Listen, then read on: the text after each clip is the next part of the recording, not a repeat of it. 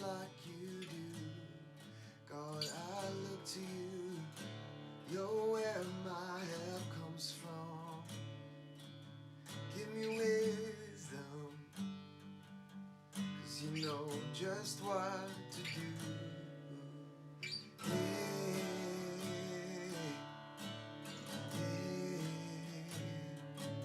Yeah, you know just what to do. So let us see just like you do. God, I look to you.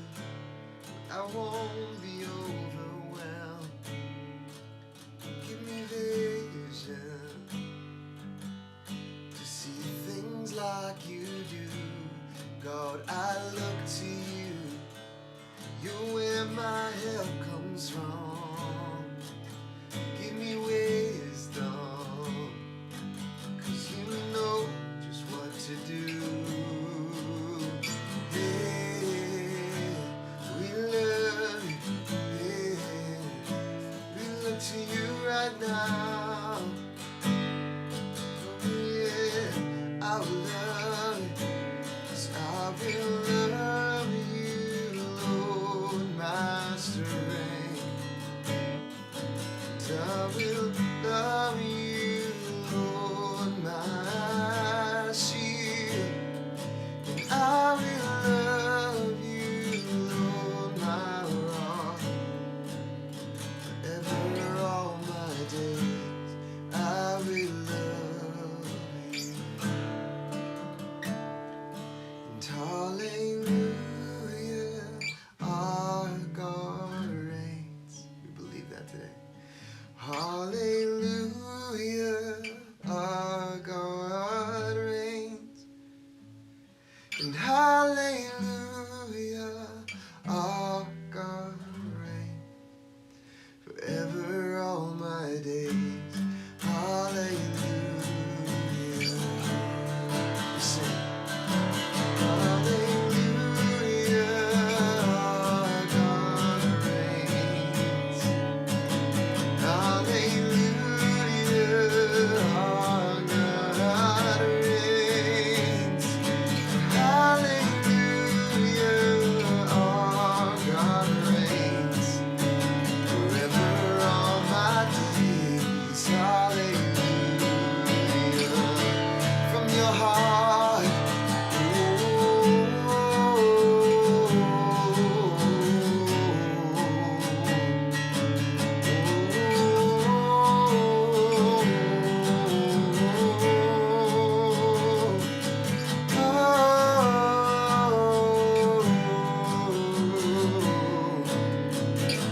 Forever all my days, hallelujah. One last time, hallelujah. Our God reigns over every circumstance, hallelujah. Our God reigns. Oh, hallelujah, our God reigns. Forever all my days, hallelujah.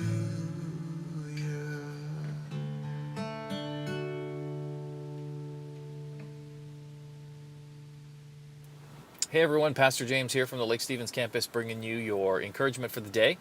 Hopefully your day finds you well. We've been enjoying some warmer, beautiful weather, and I'm excited for that to continue. I know we've got a couple days of rain here coming up, but it's okay. It's just a little bit of rain. Well, today I want to bring to you your encouragement from our one-year Bible as we have been, but we're going to be in Chronicles today, as we have been for the last few days. And we're going to be specifically in the preparation of the temple by David in Chronicles chapter 22. And I'm going to read from verse 5. It says, David said, "My son Solomon is still young and inexperienced. And since the temple to be built for the Lord must be a magnificent structure, famous and glorious throughout the world, I will begin making preparations for it now. Now, my son," this is verse 11. He's talking to Solomon. "May the Lord be with you, give you success, and follow his instructions, his directions in building the temple of the Lord your God. And may the Lord give you wisdom and understanding, and may you obey the law of the Lord your God as you rule over Israel. For you will be successful if you carefully obey the decrees and regulations that the Lord gave to Israel through Moses. Be strong, courageous. Do not be afraid or lose heart. I just love this. This is just wisdom from father to son here. David wanted to build this temple for God years ago, and God says, no, you're not the guy. There's been too much war and calamity in your life. I'm going to let your son, who's going to only know peace, and I'm going to have him build this temple. I'm going to have him build this church. And so what David did is he could have just been like, okay, well, I guess it's not my place. It's not my lot in life. So Solomon, good luck to you, buddy. But instead of doing that, he prepared. He got ready. He understood that he still had a role to play in this. And so he spent massive amounts of time preparing. He gathered supplies. He gathered people to help. He gathered money to fund this project. Like, there's all of these things that he did. And it was just, to me, just a mark of a good father, right? That he wanted his son to do well. On my hand, I don't think you can see it too well here, but I'll do a little bit closer. There's 2 rings. I have my wedding band, and then I have this gold band here. And this gold band was one of 2. There's 2 of these. My brother has the other one. And these were made from my father's wedding band. And when he was passing away, my mom and dad decided that he wanted us to have a piece of his commitment that he made to my mom, and the commitment that he made to our family. And inside it says to Dad, or from Dad to James inside. And there's some Korean writing in here, and I don't remember what it says, so I'm sorry for that. To Dad from James. And it's a reminder. And I wore it before I was married. I wore it while I was dating. I wore it before I was dating. And for me, it was a symbol. It was a reminder that I had a future wife, that I had a future person that I'm going to be committed to, that I'm going to, I need to prepare myself now for. And so I wore it as that reminder to be prepared, to be ready for your wife, to make yourself a good version and an attractable version that someone is going to want to be with. And it was a way to prepare my heart. And so it was a reminder for that. And if you look today, again, we're still in the New YouVersion Bible. I love how this section of the Bible was tied in to Romans. And in Romans chapter 3, it's the faith of God. It says, verse 19, obviously the law applies to those to whom it was given, for its purpose is to keep people from having excuses and to show that the entire world is guilty before God. For no one can ever be made right by doing what the law commands.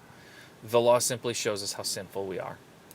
But now God has shown us a way to be made right with him without keeping the requirements of the law, as it was promised in the writings of Moses and the prophets long ago. We are made right with God by placing our faith in Jesus.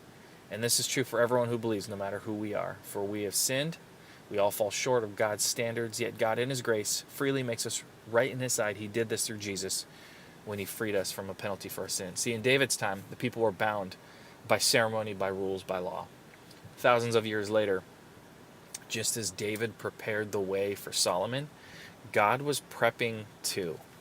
He was prepping our future through Jesus.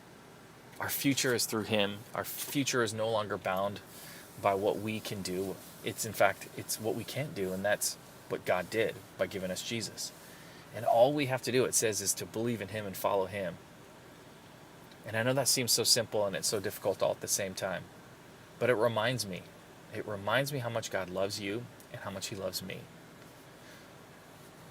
And as I think about my future and I think about my kids, and I think about all the things that I want to do for them and all the things that, like this ring, the things that I want to leave them, I'm reminded that the most important thing that I can steer them towards, the most important thing that I can prepare them for, is their own journey with Jesus, is their own decision to follow Christ. And I can do that through modeling the importance of why I follow. I do that through teaching when I can. I do that through discipline. I do that through just being the best version of myself that I can be for God. And then, of course, encouraging my own children. I can't make them make their own decisions, but I can encourage. I can be a source of wisdom. I can be patient. And I feel like, in a way, we need to spend time doing that more. and not in a way that didn't come out right. I think we need to spend more time doing that more. I think we need to prepare more. I prayed for my kids from before they were born through now. I will pray for them in the middle of the night when I can't sleep. I will go to their rooms. I will pray for them. I pray for them when they're crying in the middle of the night and I'm telling them to go to sleep and I'm rubbing their head. I pray for them in those moments. And I do so because I'm preparing their heart for that spiritual awakening that one day they will experience. Hopefully you find that as well too. And if you want more information, we would love to connect with you. You can always, put in comments, email us. We monitor these encouragements and these feeds, and we'd love to walk alongside of you if this is something that you want to get better at. I want to thank you guys again for joining me this morning. Hopefully this finds you well, and I'll see you guys next time.